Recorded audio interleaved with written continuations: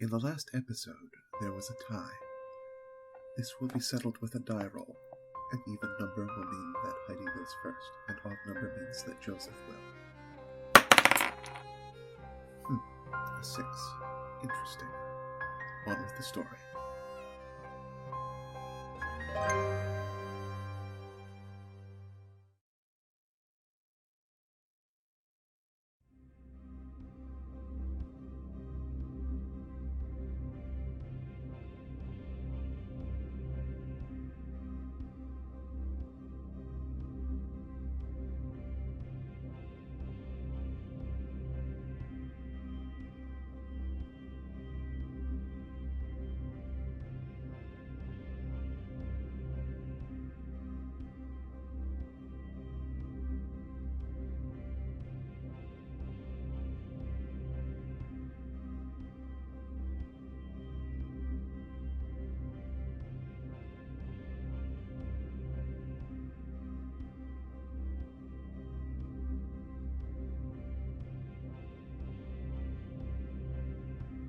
Heidi decided that she should go first. She would not be much of a leader otherwise, and no threats to speak of had yet to show themselves. She readied her pistol, getting ready to clear the room, just in case. Everyone on me. Steele, hit it. Actually, I need to more twist a couple of wires. Just open the door, Heidi growled. Dr. Steele, true to his word, twisted his hand, which was gripped tightly on a multi-tool. The door slid to the side with a pneumatic hiss. Heidi found herself face to face with a grinning skull. To the otter's credit, she did not scream, but she certainly backpedaled and clutched at her chest as the now unsupported corpse collapsed onto her. Joseph was the first to react, pushing the body off Heidi. "Are you all right?" Yeah. Heidi tried to let her heart rate calm down. This was easier said than done sitting next to a dead body. I should have stood back a bit more. Dr. Steele came over next, though it was to examine the corpse. Looks ant-ish, no surprises there. Mummified, some kind of canid. Olga was still glancing around nervously at the dark corridors surrounding them. I am not liking this, at all. After seeing that Heidi's suit had not been punctured, Joseph came over to Steele. "It may not be a surprise that they're an anth, but that uniform, I know that uniform, and it's not Gestalt." Then what is it? It's not one of ours. Heidi said, looking closer at the uniform and doing her best to focus on it rather than the desiccated corpse beneath it. Black boots and a primitive-looking radio earpiece with microphone wrapped around the poor fellow's ear completed the ensemble. At a guess, Chimerican, from about the time colony ships went through the portal. And the coyote, if I'm not mistaken. Joseph paused before feeling along the neckline of the corpse. Gross. Is that really necessary?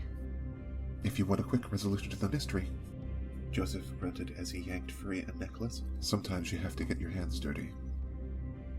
Ah, dog tags. Steele nodded with a small chuckle. Heidi sighed. He was right, even if that was the human term for the item. Just better not to encourage him. Joseph examined the tags. Yes, definitely an ant coyote. Jake Griggs, Lieutenant. Steele shrugged. Alright, so we have a rogue soldier. Nothing I haven't seen before, at least he was on your side.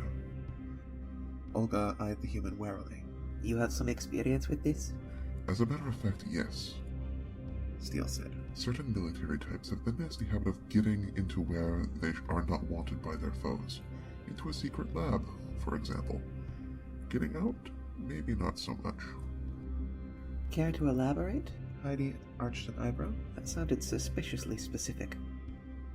No.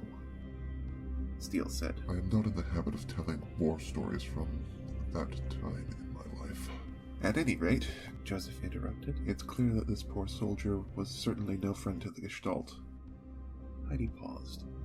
There was clearly more to this situation than just the Gestalt ship being where it shouldn't. I think we're going to need to investigate more before we call anything. I agree, Steele said. For example, we could use more light in the bridge. Olga grunted distrustfully to the human, but shifted her light to illuminate the interior of the ship's main control center. Setting the flashlight down for a moment, She quickly performed a small rite over the dead soldier's body before heading into the room with the others. This was a room that was clearly meant to be kept dark. Illuminated acrylic panels with the glowing writings of the long-deceased crew and radar scopes showing their immediate surroundings decorated the room with an austere functionality. On them were also scenes of the stellar environment around what appeared to be the homeworld of Anth. Heidi walked up to one of the primitive-looking radar scopes. There were blips on the screen.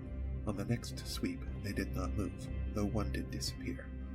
Joseph walked up behind her, also looking at the screens. Radar still works. I can see the satellites maintaining the temporal equalization field.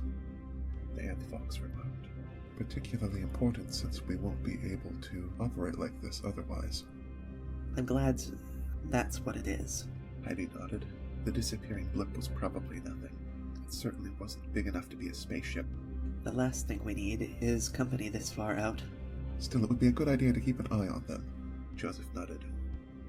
That may have been what our mummified mystery coyote over there was doing. Got another body here? Steele said excitedly. Another Anth in the same uniform.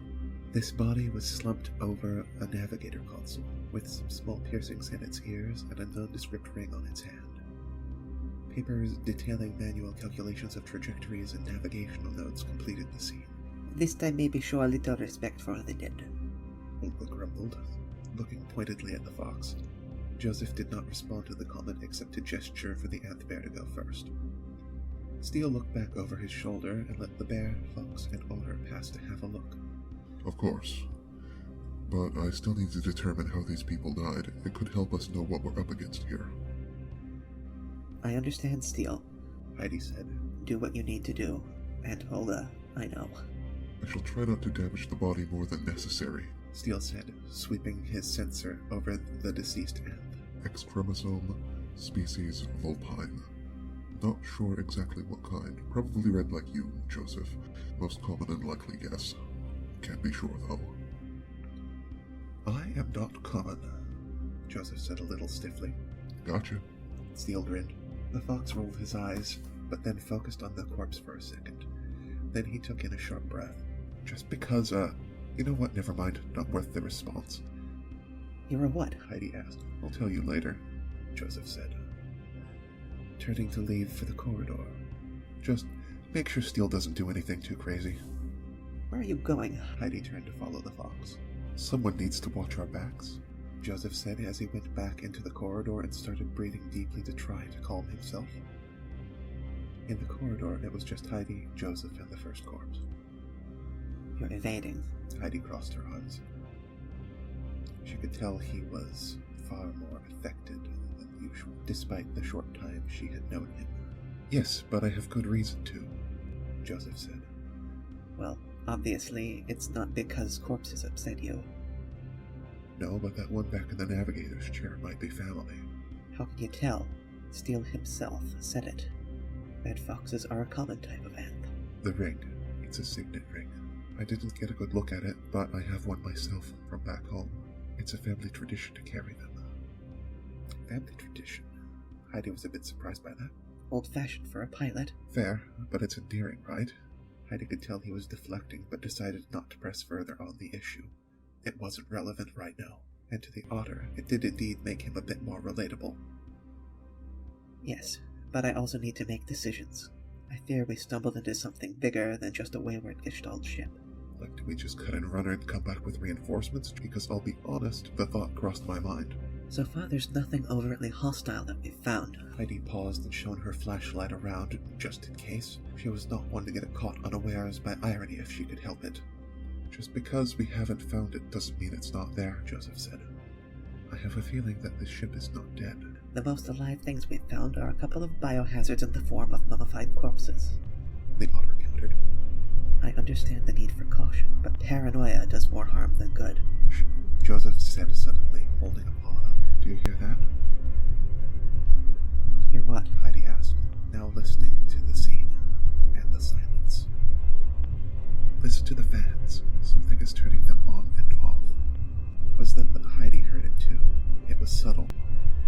Too subtle to notice immediately.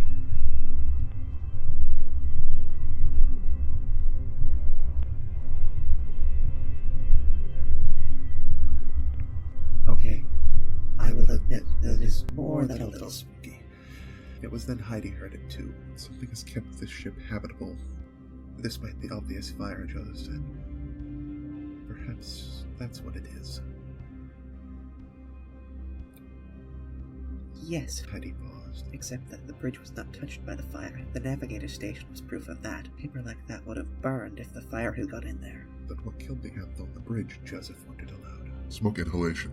Steele stepped forth from the doorway. At least as near as I can figure without a proper lab. Common during fires. But the fire wasn't in there, Joseph started. It didn't need to be. Dr. Steele said, his face clinical, reciting facts like he was sucking on a lemon and he didn't have any sugar to make lemonade. A conflagration this big would produce enough smoke to overwhelm most ventilation systems, even modernly. I found traces of smoke in the walls. The fire is a dangerous thing in space.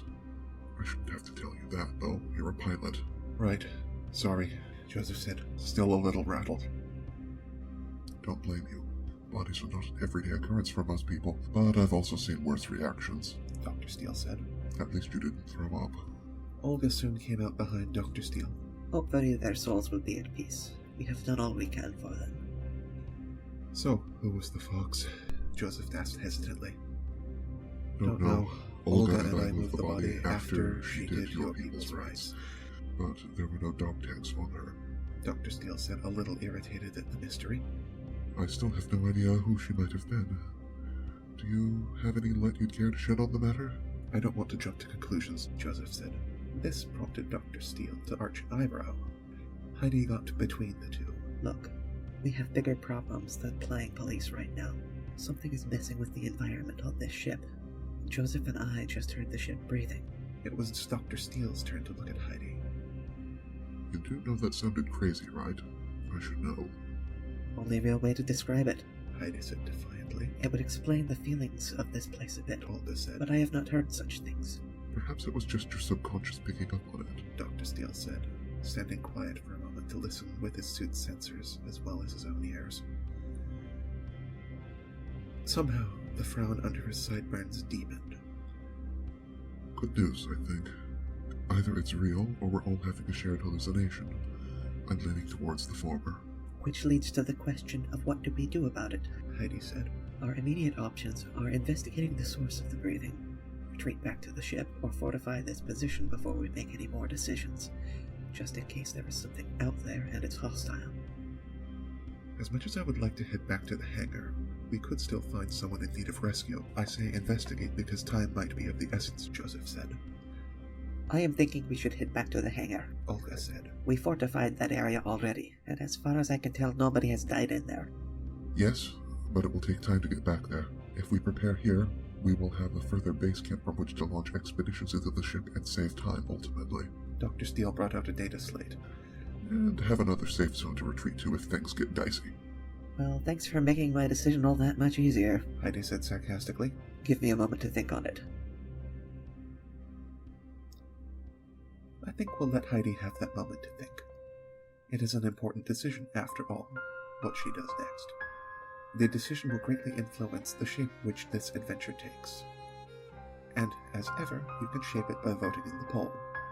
Either use the YouTube poll attached to this video by clicking on the I button in the top right corner, or follow the link in the description.